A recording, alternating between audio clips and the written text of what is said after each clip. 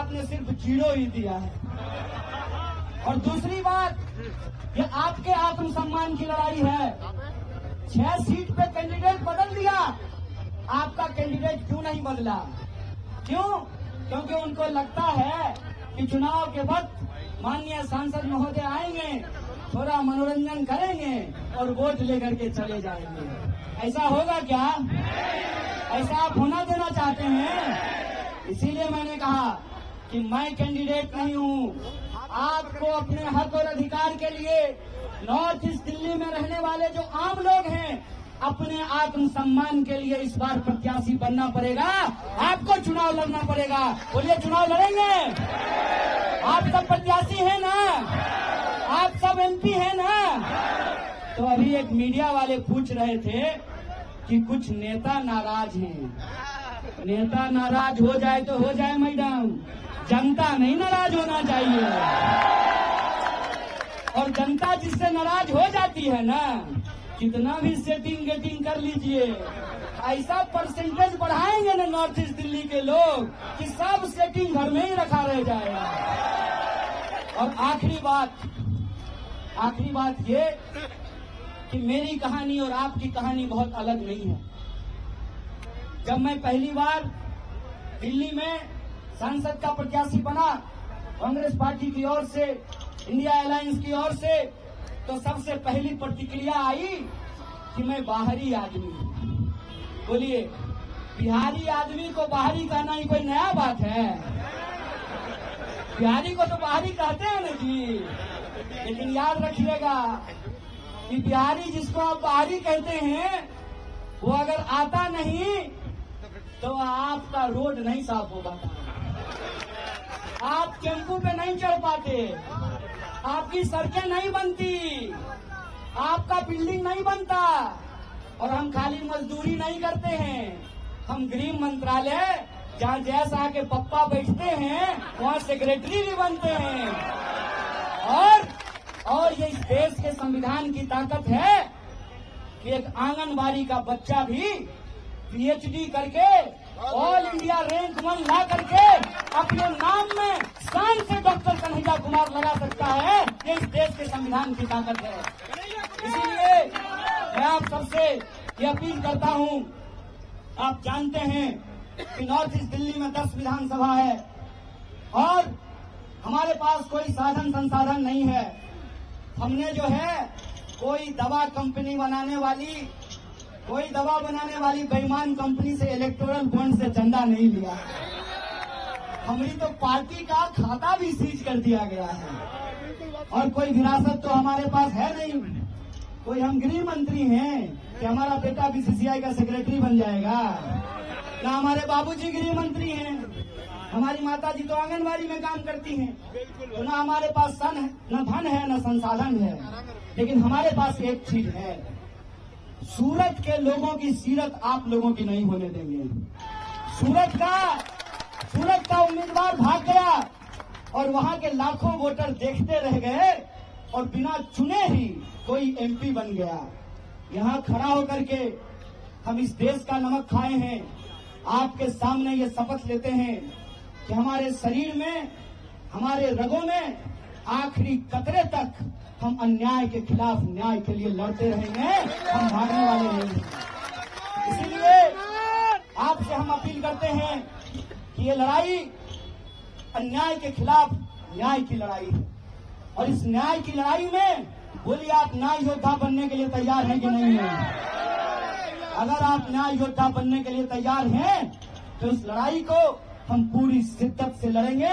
आप अपनी आखिरी सांस तक लड़ेंगे, आप अपने आखिरी खून के बूंद तक लड़ेंगे, इस बात को याद रखिएगा। और सबसे आखिरी चीज, आज अगर इस मंच पे खड़ा होकर के प्रत्याशी बन करके मैं अगर भाषण दे पा रहा हूं, सरकार के आंख में आंख डाल करके मैं सवाल पूछ रहा हूं, उनकी टैंकों से नहीं घबरा रहा, उनकी ईडी से नहीं घबरा रहा, उनकी बंदूकों से नहीं घबरा रहा, उनकी जेल से हमको नहीं डर लग रहा, क्योंकि हमारे पास संविधान की ताकत है।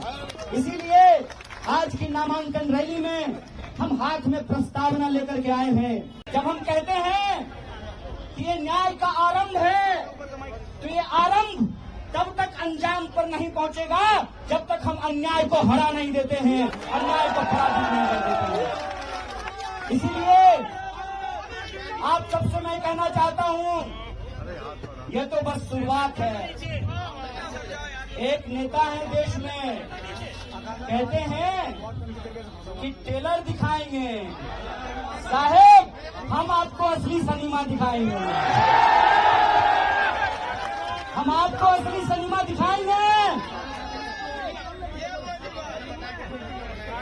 हम आपको असली सिनेमा दिखाएंगे, क्योंकि मेरा नाम कन्हैया है और भगवान श्री कृष्ण का जन्म जेल में हुआ था।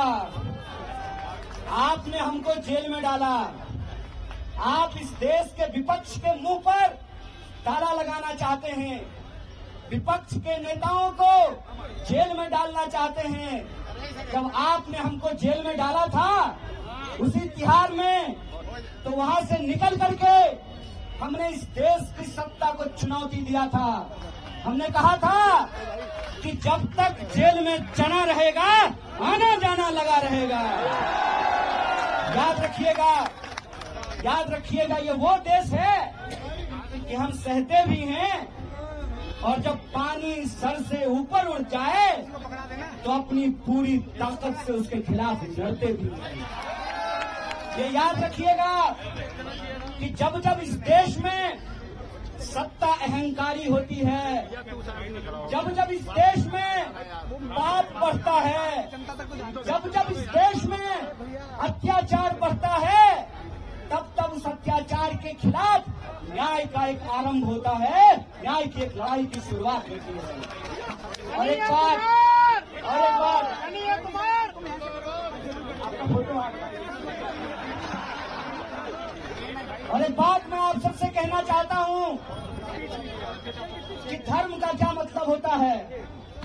धर्म का मतलब होता है निर्बल को शक्ति देना, धर्म का मतलब होता है सत्य के साथ खड़ा होना। कृष्ण जेल में पैदा हुए, चाहते तो सत्ता की तानाशाही के सामने झुक करके मामा कंस के दरबार में अपने लिए एक सीट पक्की कर लेते हैं। लेकिन भगवान प्रभु श्री कृष्ण ने कंस के दरबार में जाना स्वीकार नहीं किया, गोकुल वासियों का गाय चराना स्वीकार किया। इसीलिए आज जब मैं आपके बीच खड़ा हूं, ये इतिहास का एक शानदार संयोग है। इतिहास का शानदार संयोग ये है कि इस देश के प्रधानमंत्री जी ने एक आदरणीय महिला को, मैं हर महिला का दिल से सम्मान करता हूं, देश के प्रधानमंत्री जी ने इस देश की एक आदरणीय महिला के गले में मंगलसूत्र डाला। उस महिला का नाम यशोदा है और मेरा नाम कन्हैया है।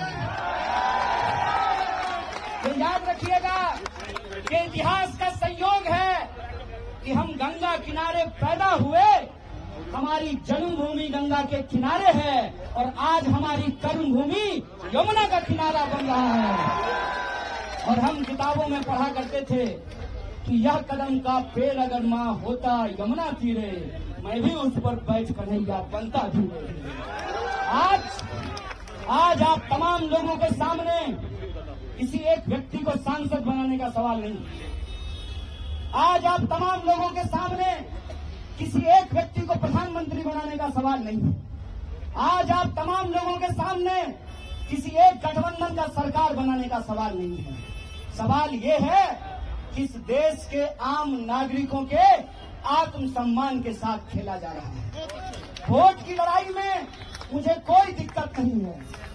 वोट की लड़ाई में कोई एक बार सांसद बने, 2 बार सांसद बने कि 10 बार सांसद बने, मुझे इस बात से दिक्कत नहीं है। लेकिन मैं समझता हूं कि जो मौजूदा शाह और तानाशाह हैं, ये सिर्फ आपसे वोट नहीं चाहते हैं, ये चाहते हैं कि दोबारा आपके ऊपर अंग्रेजों की गुलामी थोप दी जाए। ये चाहते हैं कि इस देश में जो संविधान बना, बापू ने जिसके लिए खून बहाया, बापू ने अपनी जान गंवाई। शहीद बापू कहा करते थे, रघुपति राघव राजा राम पतित पावन सीताराम, ईश्वर अल्लाह तेरो नाम, सबको सन्मति दे भगवान। बापू के उस देश में जब डॉक्टर बाबा साहब भीमराव अंबेडकर ने कहा कि संविधान की व्यवस्था में चाहे हेलीकॉप्टर पर उड़ने वाला इंसान हो या जूता सिलने वाला इंसान हो, सबका वोट बराबर होगा। यह जो संविधान की ताकत है, उस संविधान की ताकत को आप कमजोर कर रहे हैं। एक सवाल मैं आपसे पूछना चाहता हूं, इस देश में सरकार बनाने के लिए 280 सीट काफी है। इस देश में बेरोजगारी समाप्त करने के लिए 280 सीट काफी है। इस देश में महंगाई खत्म करने के लिए 280 सीट काफी है। आप तमाम नागरिक अपने दिल पे हाथ रख करके जरा सोचिएगा कि 400 सीट इनको क्यों चाहिए? ऐसा कौन सा काम है जो ये नहीं किए हैं और करना चाहते हैं? कि कौन सा टेलर की बात कर रहे हैं और ये कौन सा फिल्म हमको दिखाना चाहते हैं? इसके बारे में आप विचार कीजिएगा। इसीलिए आज जब हम आपके बीच आए हैं तो 3 मुख्य बिंदु पे आपको ध्यान देना पड़ेगा। पहला, मैं प्रत्याशी नहीं हूं। नॉर्थ ईस्ट दिल्ली के अंदर जो 24 लाख लोग हैं वो प्रत्याशी हैं, उनको प्रत्याशी बनना पड़ेगा। ये बात मैं इसलिए कह रहा हूं कि आप सोचिए, दिल्ली में 7 सीट है, 6 सीट पे टिकट काट दिया गया। साहेब सिंह वर्मा जी का बेटा का टिकट काट दिया गया और सुषमा स्वराज जी की बेटी को टिकट दे दिया गया।